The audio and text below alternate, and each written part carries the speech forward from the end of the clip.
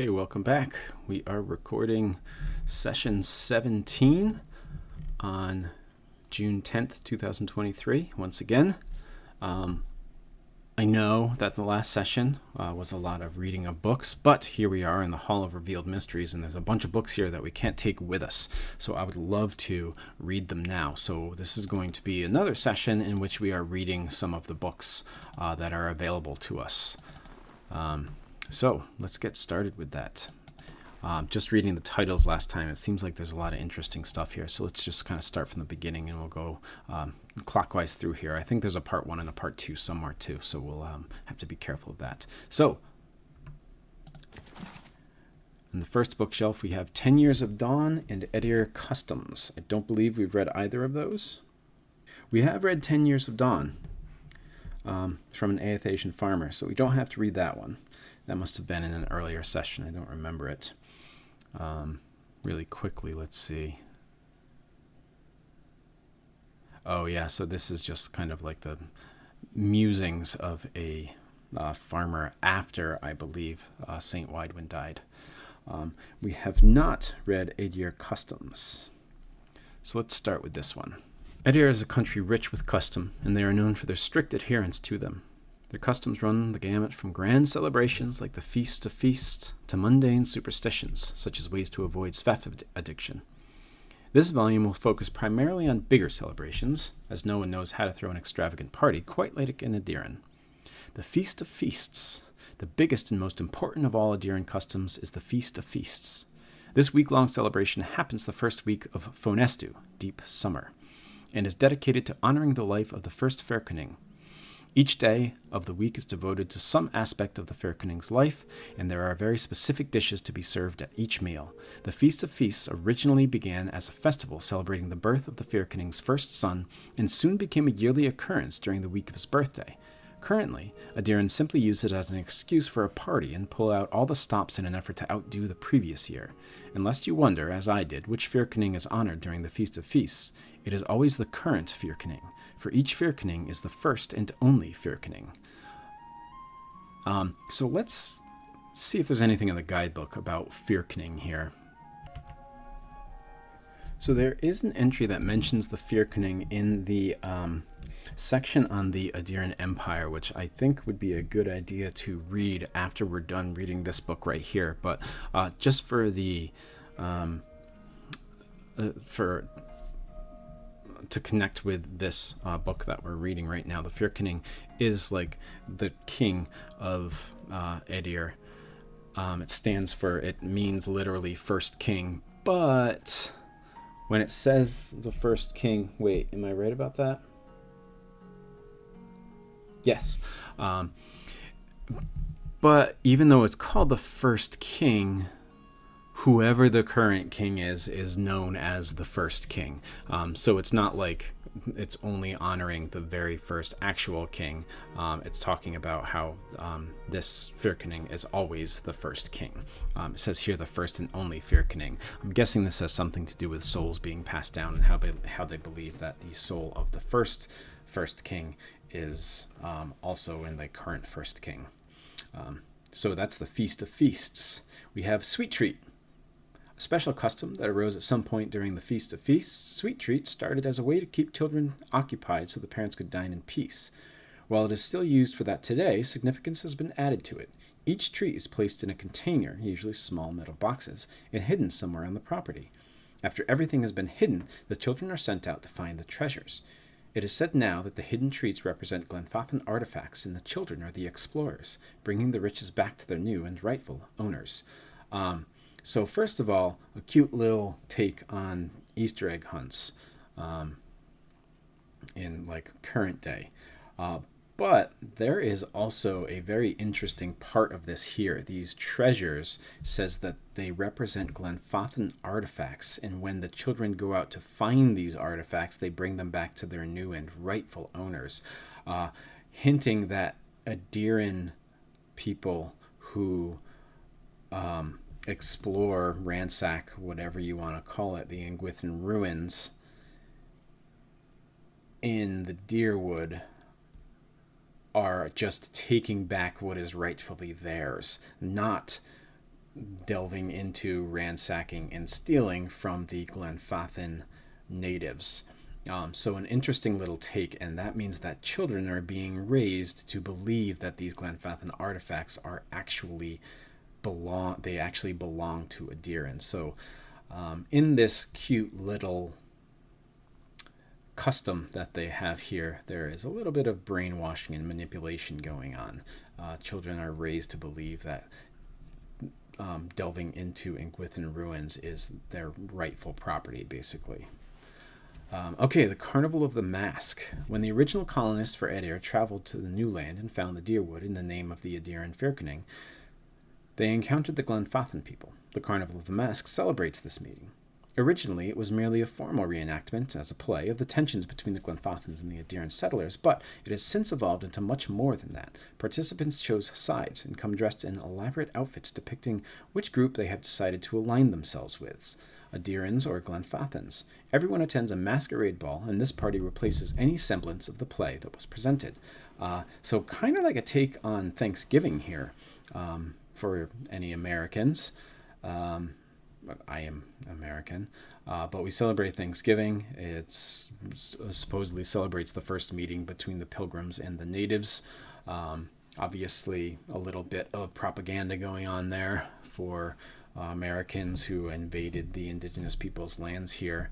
But that's kind of like they put on plays where some people are dressed as pilgrims and some people are dressed as the natives, and they kind of celebrate that with a fair bit of watering down what actually happened.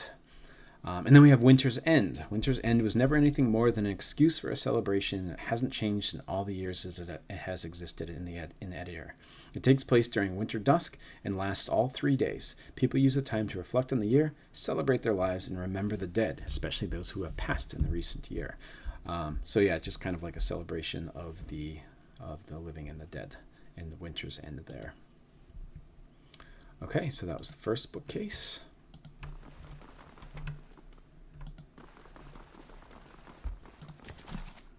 Here we have Book of the Hunt and the Aedyr Empire, Part 1, Empire. I don't think we've read either of those. Which of these should we read first?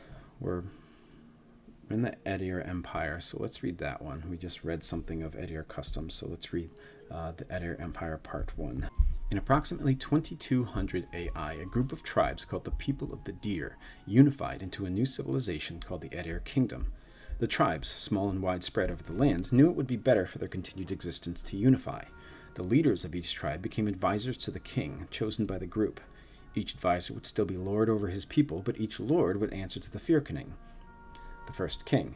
This decision turned out to be exactly what was needed, and the Aedyran kingdom thrived, spreading out over the land, establishing strong trade routes, and became known to be fair but shrewd businessmen.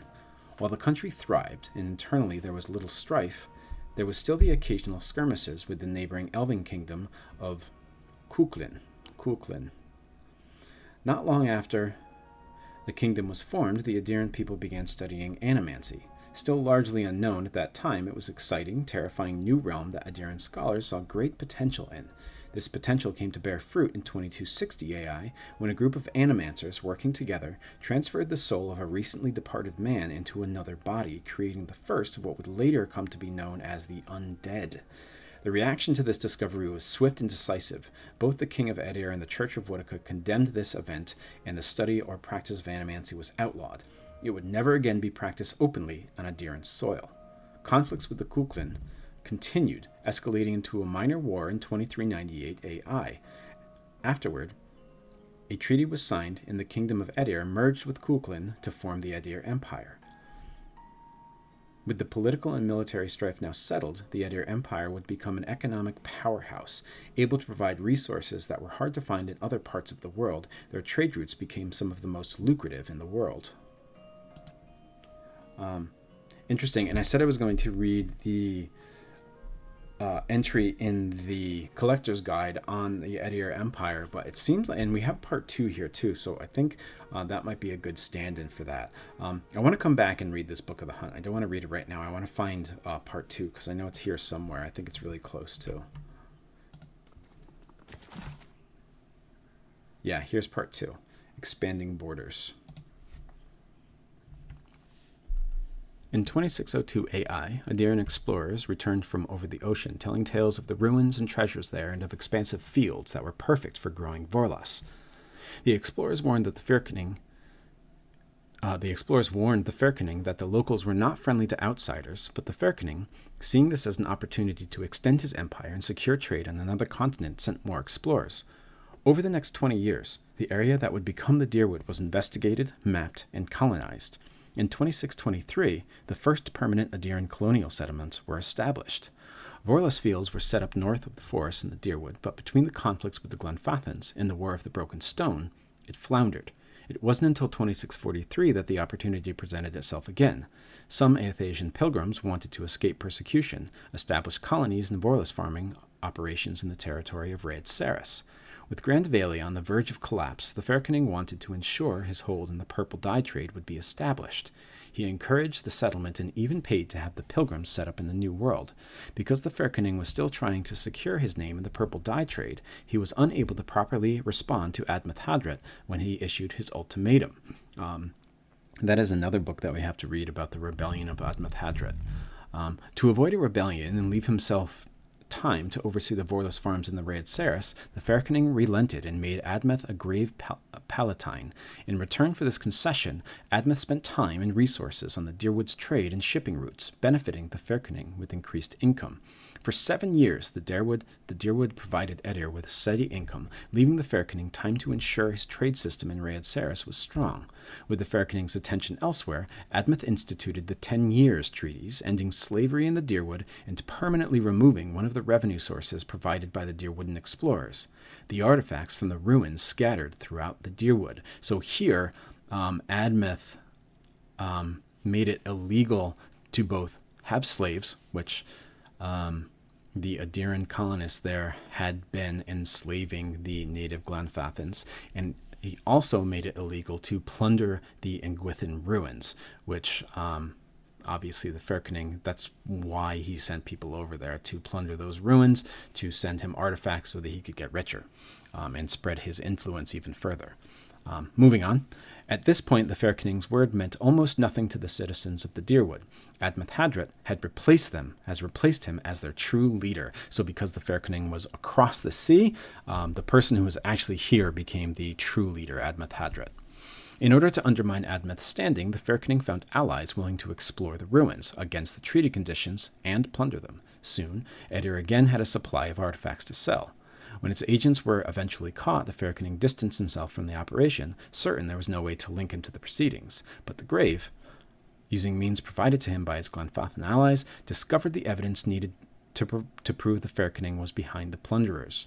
The conflict that arose from this revelation led to Admeth declaring the independence for the Dyrwood in 2668 AI. After a bloody 4-year-long war that resulted in the death of Admeth, the Firkening relented.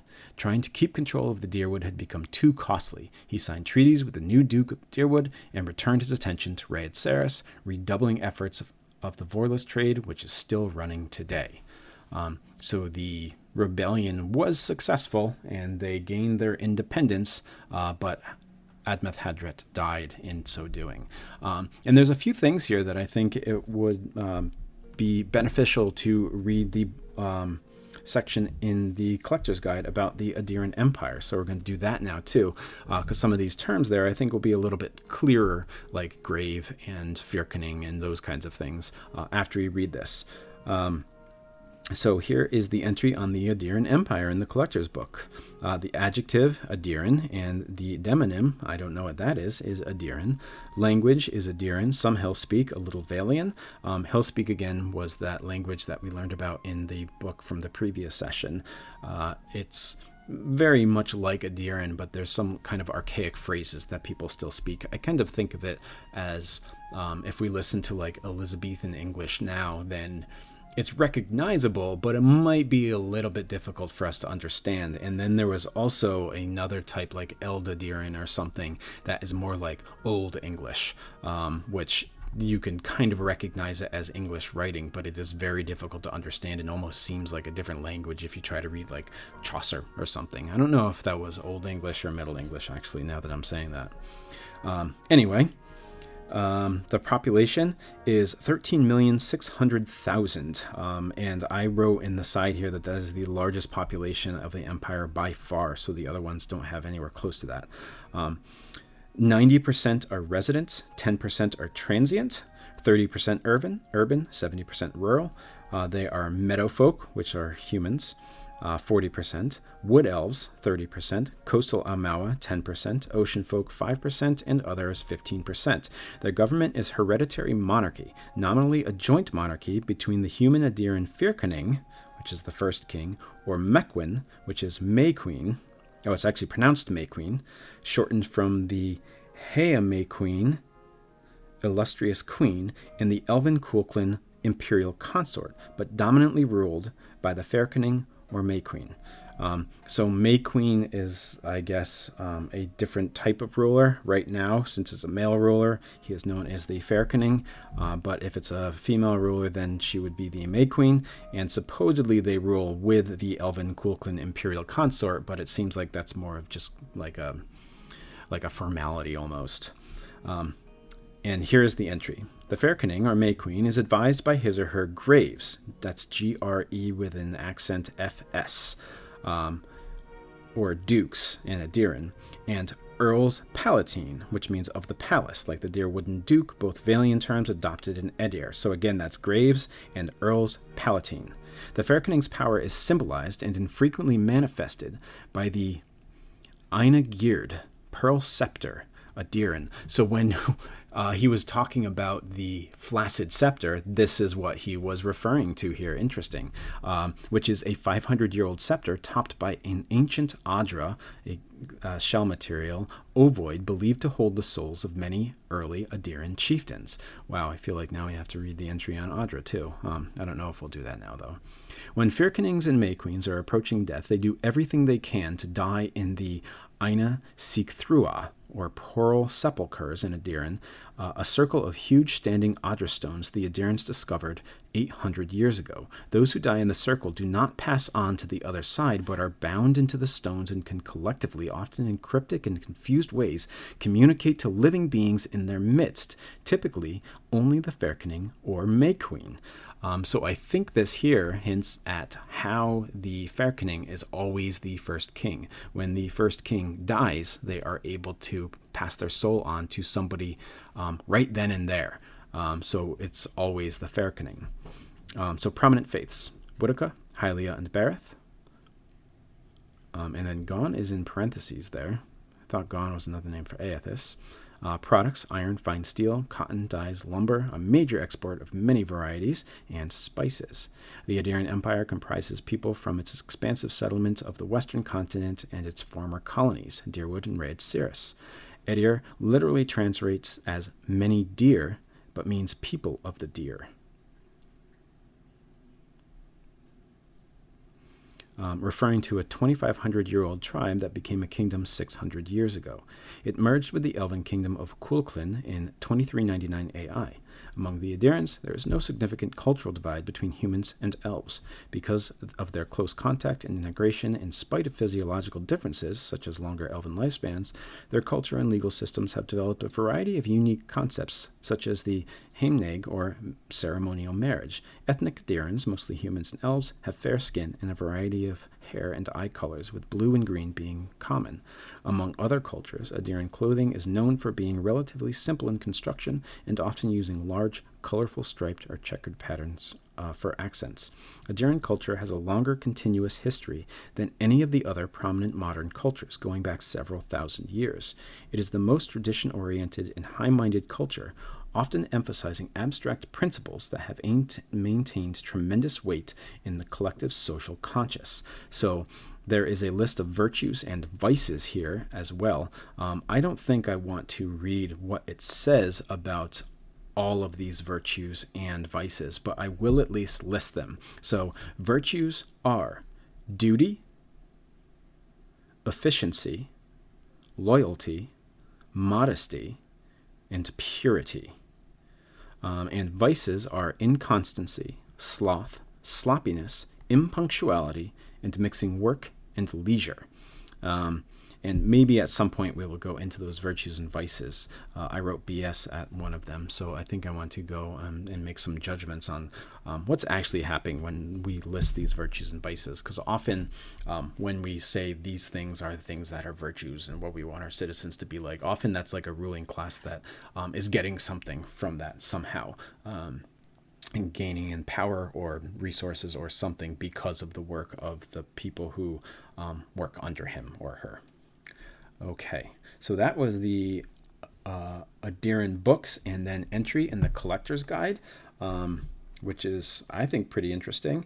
The land that we are on now is part of the Deerwood, which was the old Aedyran Empire, but has more recently split and become independent from the Aedyr Empire across the sea. So what's next? We have the Midwife's Memoirs. I don't think we've read that. We haven't. My mother lived every note of life's song. Bringing me into this world was her last verse. For this, my father scorned me and abandoned me. For this very same fact, my town's midwife and adherent of Hylea raised me as her own. When I came of age, I learned that Hylea visits us in the screams of women in childbirth, and when a woman dies giving life to her child, her soul is carried away and reborn as an avian attendant in Hylea's court. Through the miracle of the Queen of Birds, my mother has been with me, watching over me my whole life. I wear the fetish charms of the cloud singer, the bird I dreamt my mother became. My feathery trinkets look gaudy and unbecoming, but it is a signifier to women in need that I am trained midwife, blessed by Hylea, and living every note of life's song. The Queen of Birds wills us to shepherd new life into the world, and not, as the other gods so often desire, to end it. A follower of Magran once mocked my faith, saying I worshipped paintbrushes and birds, piddling things beneath the gods. I do not resent the other gods and the brutal necessities they must oversee, but is not language, love, and arts and creativity that which separates us from simple beasts? Hylea allows us to rise above our savage feral selves. I am often amused that, upon seeing our holy aviaries, visitors frequently ask, "This is nice, but where is the real temple of Hylea?" Perhaps they think hallowed ground requires oppressive stoneworks and ceilings that hide the sky. They do not realize the Bird Queen stands not on ceremony. She makes herself manifest in the music of birds and in beauty of the ubiquitous open sky. Hylea prefers the worship of 2 children singing over 1,000 petitioners silently praying for victory. The Sky Mother asks so little of us, and yet so much. We are charged to live every note of life's song. It surprises me how many fail to embrace this divine calling. So a worshiper here of Hylea who seems to think that Hylea's, I want to say humbleness, I feel like that's the wrong word though, is part of the draw to her. Hylea doesn't require any kind of death. She doesn't need these big elaborate temples to worship her. She is much more grounded, which I guess is an ironic word considering she is often called the Bird Queen. And now that we've read that, I think it would also be beneficial to read about Hylea in the Collector's Guide. So yeah, like I said, a lot of reading this time around. Hope you're in for that. So yeah, first of all, it's pronounced Hylea. I was putting the emphasis on the wrong one. I don't know if I'll be able to keep doing that. I'll try to remember that. Her aliases are Sky Mother and Queen of Birds.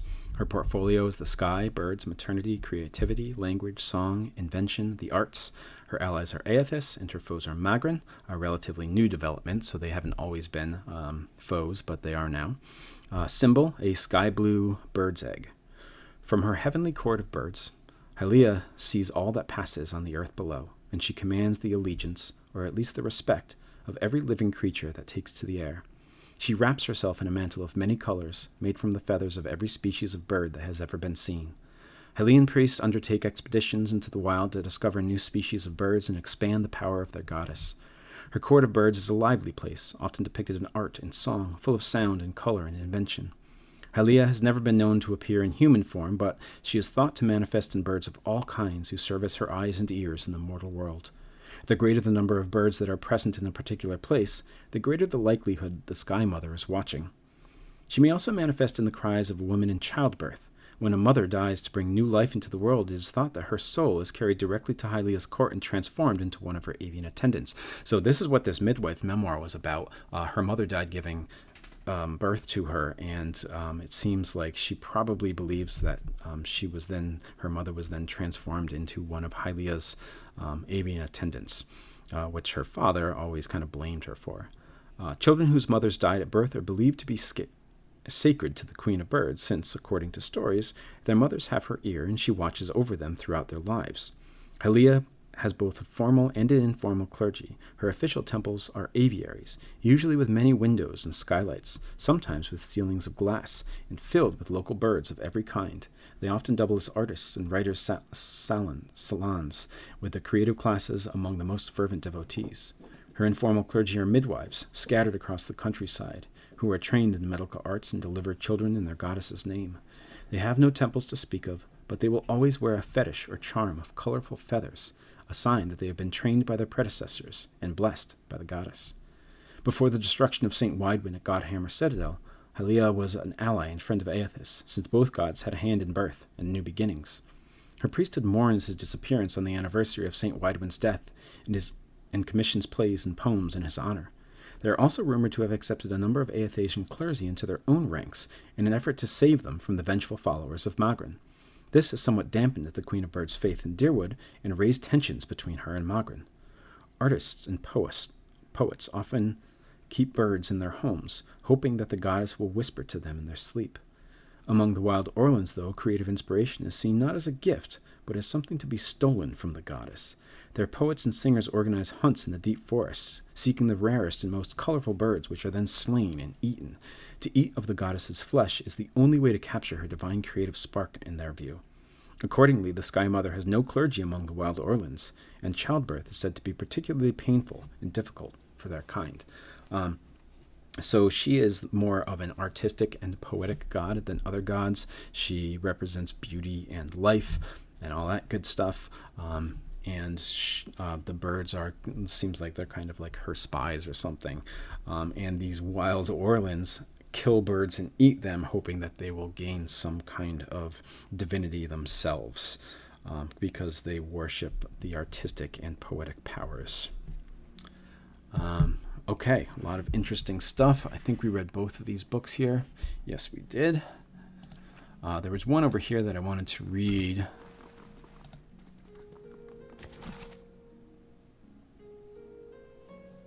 No, not one of those. Maybe it was this one over here. We read that one. We did not read Book of the Hunt. I don't know if that's a good idea right now. I feel like that's something that if we read, we're going to have to also read another entry from a god. And I think we should split up the gods a little bit by episode. Yeah.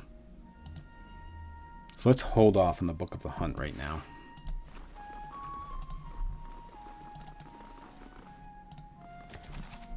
And then we have excerpts from the Sermon of Struggle and the Erochian Calendar. Let's look at that one first.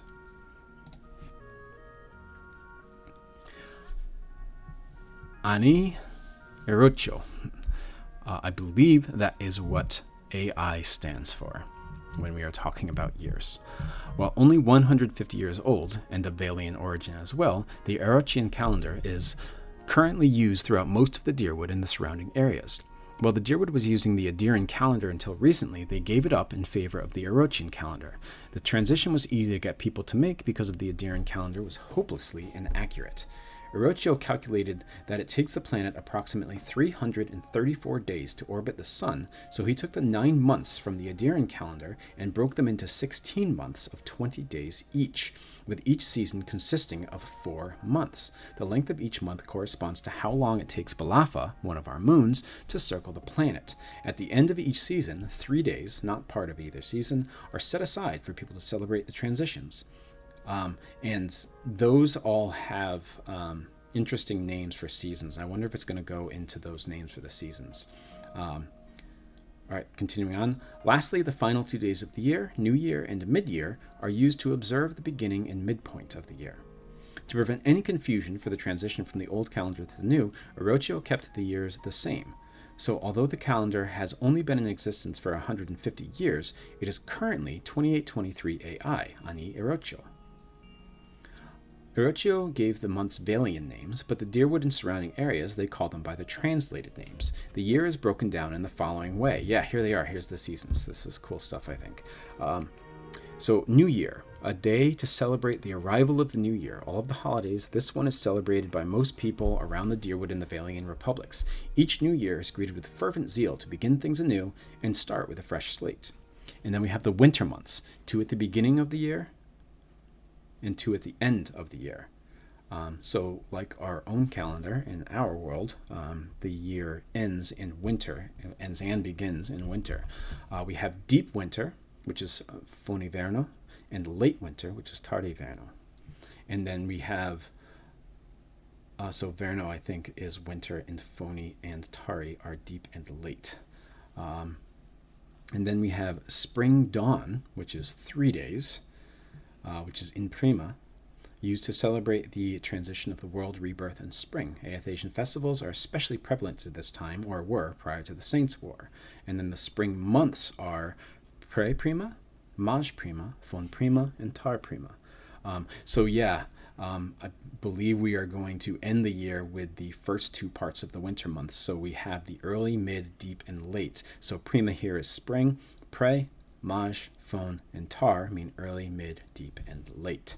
And then we have summer rising, which is 3 days, and Estu, a period of transition from birth to growth. Many ceremonies designed to usher children into adulthood take place during summer rising. Summer months and mid-year is early and midsummer, Praestu and Majestu, and then mid-year, a day of reflection and introspection. The year is half over. People who made promises in the new year use mid-year to assess their progress and renew their oaths. And then we have deep summer and late summer, which is Fonestu and Tarestu. Then we have autumn falling, which is 3 days, Inoton. Harvest celebrations happen during autumn falling if the crops were particularly bountiful. If the harvest was small, supplication is given to the gods for a better harvest for the following year. Autumn months. Early, mid, deep, and late autumn, Preauton, Majoton, Faunoton, and Taroton. And then finally we have winter dusk, which is 3 days, Iniverno. Winter dusk is filled with celebrations of life and vigils for the dead. The world is returning to sleep, plants die, and those still alive raise a toast to another year. Winter months. This is early winter and midwinter, Pre-Inverno and Maj-Inverno. I love the way this year is broken down. It's so clear and easily broken down. We have a few days in between the seasons that have a special name, like spring dawn or in prima. We have summer rising or in estu. We have autumn falling or in autumn, and then winter dusk, which is in inverno. So those 3 days in between the seasons, and then we have names for early, mid, deep, and late seasons as well. And then we learned that this Ani Erochio is what AI stands for. So it's the calendar that it seems like most of the world goes by. So it's interesting to know all that stuff. So when we see these kinds of words, I'll try to point them out when we see them from now on, because it's good to know like when during the year this is all happening and what kind of significance the people of this world place on these seasons. Then we have excerpts of Sermon and Struggle. I feel like this might be another god. Let's see. Yeah, this is Magran, which you actually have read about Magran, so this is something we can read right now.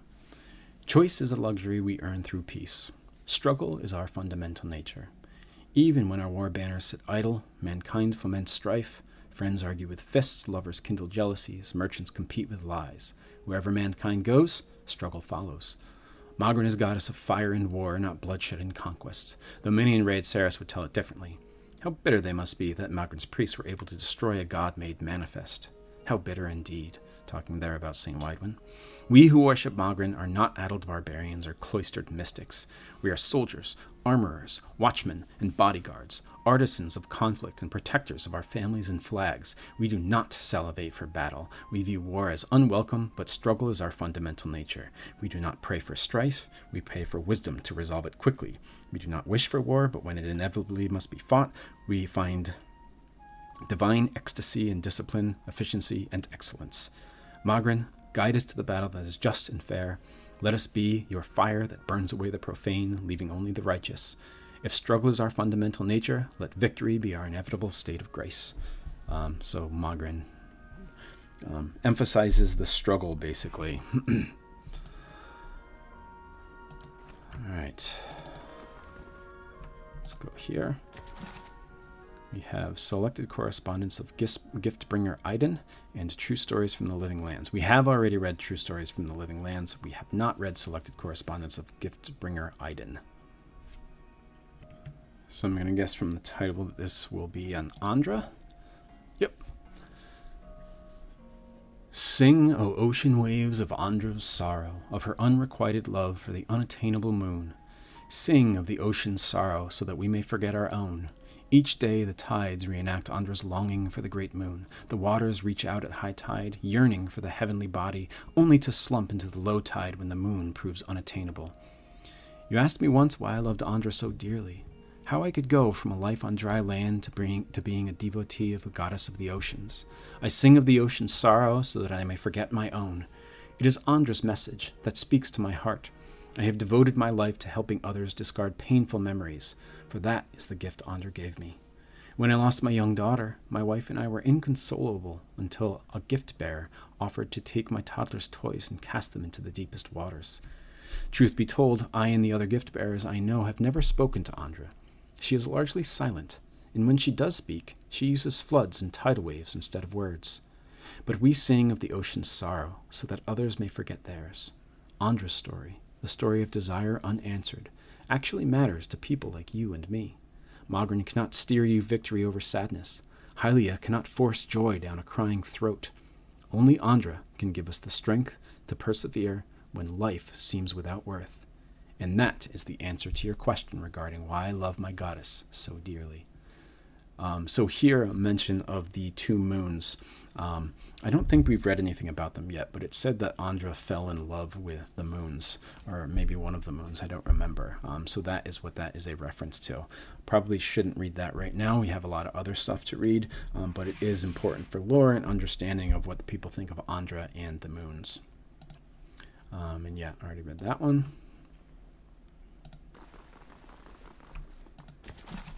Here we have the enigmatic god of cold. Going to guess Remergon there. And the white that wends. Okay, so I do want to read the white that wends. I don't want to read the enigmatic god of cold right now, because that also I think would require us to read Remergon's entry in the guidebook. But let's read the white that wends. Let me just check first that this is Remergon. So we'll come back to that at some point. Here's the white that wends, and this might help us understand Bjartir a little more too, because this is where he comes from. How long have I been wandering? I can no longer tell. The day's an endless white, the cold breath of the wilderness biting at my neck. All I feel is the insistent hand of the wind pushing me forward. Where is it taking me? Where did it start? On the boat? Was there a boat? I remember one. A storm and disaster. If I dwell on it long enough, my mind rebels. So I walk, and she appears to me. How many times has it been? Once? Have I seen her before, or is this the first time? Did she ever leave? All my mind can do is ask questions. Each question leads to another question. The answer frightens me. So I walk. She stands with her head cast down. Long, white hair hangs in front of her face, obscuring it from my view. She holds out a hand, pale, thin, palm up. She wants my help. She wants my soul. Seems almost like Bareth is stalking him here. Something screams, inhuman and primal. It overtakes me from behind, wrapping me in a terrifying blanket of sound. My skin contracts as chills course through me. I turn to face my pursuer and see only a vast white emptiness. She is gone, like every time before. Was this the first time? Has she gone before? My stomach answers with a growl. Hunger. The beast consumes me from the inside, and there is no stopping it. I must eat. I see water. Am I seeing it now? Is this a memory? Confusion slips its fingers inside my head and murmurs softly. I cannot quite hear it. I strain to no avail. The water remains. It must be here. I drop to my knees and hear the whisper-like crack of the ice beneath my knees. I am sitting in the lee of an ice mountain. The protection it provides does little to prevent my wind from driving the pins of snow into my flesh. I am shaking. Where is my left hand? I move it. Nothing. I look down and see it moving. It is wet and caked with ice. My head falls back against the ice, and I press the edges of my memory. My brain whispers back with soft crackling sound and a scream. Wood on wood, tearing, cracking. I close my eyes against the onslaught. She appears before me again. Again? Time fragments and blows me around like the snow that obscures my vision. I am walking. My hand is on fire. I feel the needles piercing my fingers as she reaches hers out to me. She raises her head, black eyes staring blankly. Her mouth opens and closes, but if she speaks, I cannot hear it. The scream again, closer this time. If I still had emotion, I would be quaking. I turn, as I have so many times before, to see what monster has found me, and she is there behind me. She puts her hand on my chest. The cold burns me through my clothes. She leans in. Her mouth presses against my ear. We are waiting. I open my eyes. I lie on the ground. I see torn fabric, rocks, a broken wooden box, an unsuccessful campfire. Where did it come from? Did I make it? How did I get here? I roll into my back, unable to stand. Exhaustion sits on my chest and holds me down. She stands above me. I see frozen tears on her cheeks. She does not move. She does not threaten me. But I know this is the end. Her mouth opens. The inhuman scream that erupts from within her digs through the blackness that shrouds my mind. And I see her. The wood that tore beneath her feet. The water that swallowed her. She fades, replaced by the face of the devil that has followed me. Was it always there? In my madness, did I view it in a different form? Is anything in my mind true? Time bleeds, my vision shimmers, distorting the face that approaches. Its dark eyes watch closely as it walks forward. Its fur is matted and stained. Its fangs glisten in the fading light. Its enormous hands, tipped with jagged blades, rise above my head. I close my eyes. I am coming. So I thought this was Bareth stalking somebody through the White That Wends here. So the White That Wends is a very cold and unforgiving place. And I thought this was Bareth, and then transforms to this beast at the end, which I thought would be the Usher, but seems different. Maybe it's Remergond. I'm not really sure about that one. But we're not going to read about Remergond right now. We're going to leave the next book on this bookcase alone, and we are going to wait for a future session to read about Remergond. So that's Remergond and Galawain that we have to read about in a future session, since we did Hylea here. And this one.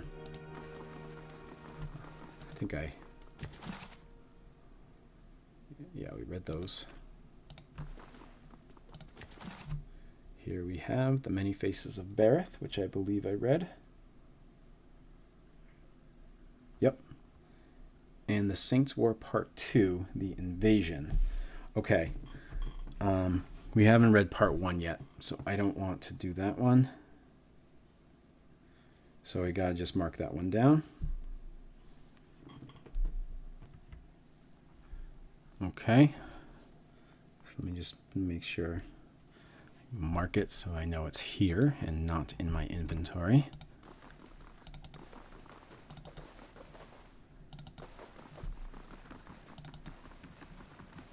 All right, got a couple shelves in here. We have the Final Journal of Jonas, the Missives of the Hand Occult, Daily Affirmations of Focus and Deficiency. I have read that one. And the Saints' War, Part 1. There we are. Saints' War, Part 1, Overthrow. Whew. This is a rich library that we have right here. So let's read these, and then we'll go to the Saints' War. I feel like we might have to save the Saints' War for next session. Final Journal of Jonas. Oh, this is Skane. Another god that I think we are going to wait on. Okay, so I'm just going to mark that this is here. And when we have a little bit of time, I know when I want to go into Skane, so that's not going to be for a little bit. I think we'll hold off on reading the Final Journal of Jonas right now, and then Missives of the Hand Occult.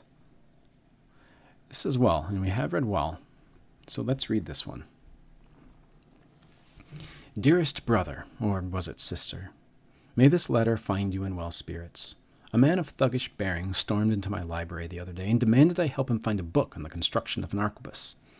I thought it proper service to Wael to steer this man toward an illuminated manuscript on the subject of whittling toy soldiers and other miniature props.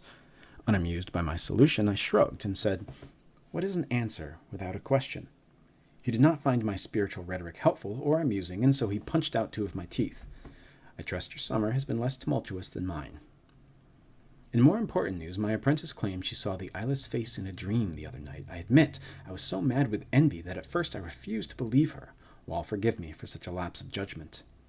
She described an Almala of brilliant blue hues with a featureless face surrounded by a swarm of eyes, no 2 eyes alike. She claims Wael ignored her questions, and she can't recall any specifics of what was said. In fact, my apprentice seems to have forgotten many things since before the visitation. She could not tell me where she grew up or what she liked to eat. At first, I was so envious of her for having seen Wael with her own eyes, but it seems Wael's visit was to conceal, not to illuminate. I pray she endures this test of faith and can look back at the event with feel the joy of mystery. What is an answer without a question? Last week, I felt the solution was ignorance, but after Wael's visit, I feel a road without length is closer to capturing the riddle. I worry my apprentice will look back at her visit from Wael and feel cheated, robbed of such a moment of clarity we all thought we are owed when we first joined. I tried to tell her she was lucky, but she was too young to understand. What is an answer without a question? May I be dead and my soul scattered to the winds before anyone knows for certain. So again, Wael big on mysteries, and it seems here like this person at first was jealous, like they wanted to see Wael themselves, and was jealous of their friend for seeing Wael, but even the friend seemed like she just had more questions after she saw Wael in her dream. So with, as Wael's devotees would say, with answers come even more questions. So even when things are answered in Wael's religion, they just kind of create more questions. I think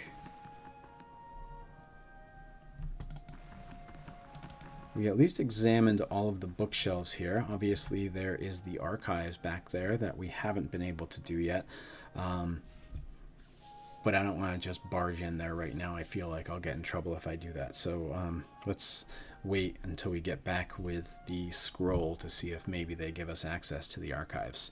And yeah, I think that is as good a time as any to end this session. So I hope, like, we've been in one building for close to an hour now. I really hope that is interesting to you guys, because I have to say I am kind of fascinated by a lot of these books. The guide themselves provide a lot of more objective information about followers of the gods and that kind of thing, but they don't provide the perspectives that a lot of these books give us of personal experience of these gods, whether they are true experiences or stories that kind of relay the feeling of being a devotee to a particular god, or whatever that might be. And I think it's really interesting to not just know the facts about what a god stands for, what people who believe in that god believe, but also how that kind of manifests itself in people's stories, lives, beliefs, and so on. So I hope this was as interesting to you if you are watching as it was interesting to me. As always, any comments, questions, likes, dislikes, those kinds of things, I'd love to hear from you. Thanks again so much for watching, and we will see you in the next session. Bye.